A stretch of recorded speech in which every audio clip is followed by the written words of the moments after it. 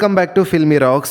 Friends, ಇವತ್ತು ನಾವು box office collection ಮಾಹಿತಿ ನಿಮಗೆ ತಿಳಿಸಲಿಕ್ಕೆ ಹೊರಟಿರುವುದು ಡಿಸೆಂಬರಲ್ಲಿ ರಿಲೀಸ್ ಆದ ಮಾರ್ಕ್ ಫಿಲ್ಮ್ ಬಗ್ಗೆ.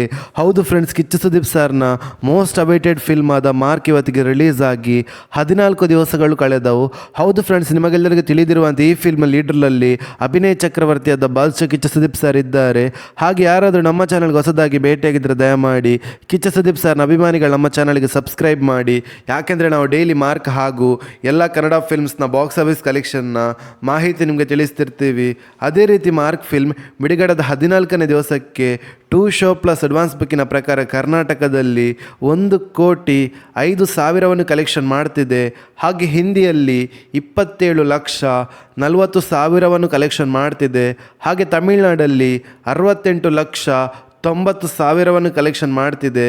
ಹಾಗೆ ಆಂಧ್ರ ಪ್ರದೇಶದಲ್ಲಿ 18,70,000 ಕಲೆಕ್ಷನ್ ಮಾಡ್ತಿದೆ.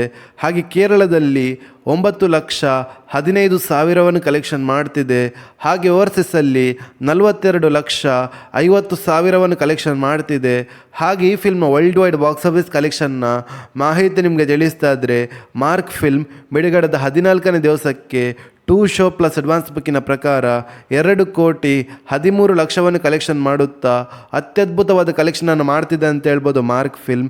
ಹಾಗೆ ಈ ಫಿಲ್ಮ್ನ ವರ್ಲ್ಡ್ ವೈಡ್ ಗ್ರಾಸ್ ಕಲೆಕ್ಷನ್ನ ಮಾಹಿತಿ ನಿಮಗೆ ತಿಳಿಸ್ತಾ ಇದ್ದರೆ, ಬಿಡುಗಡೆದ 14ನೇ ದಿವಸಕ್ಕೆ 77,40,00,000 ಕಲೆಕ್ಷನ್ ಮಾಡುತ್ತಾ ಬ್ಲಾಕ್ ಬಸ್ಟರ್ ಕಲೆಕ್ಷನನ್ನು ಮಾಡ್ತಿದೆ ಅಂತ ಹೇಳ್ಬೋದು ಮಾರ್ಕ್ ಫಿಲ್ಮ್.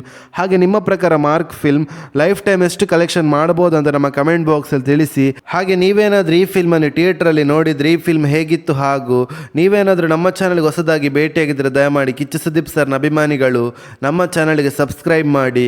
ಯಾಕೆಂದರೆ ನಾವು ಡೈಲಿ ಮಾರ್ಕ್ ಹಾಗೂ ಎಲ್ಲ ಕನ್ನಡ ಫಿಲ್ಮ್ಸ್ನ ಬಾಕ್ಸ್ ಆಫೀಸ್ ಕಲೆಕ್ಷನ್ನ ಮಾಹಿತಿ ನಿಮಗೆ ತಿಳಿಸ್ತಿರ್ತೀವಿ.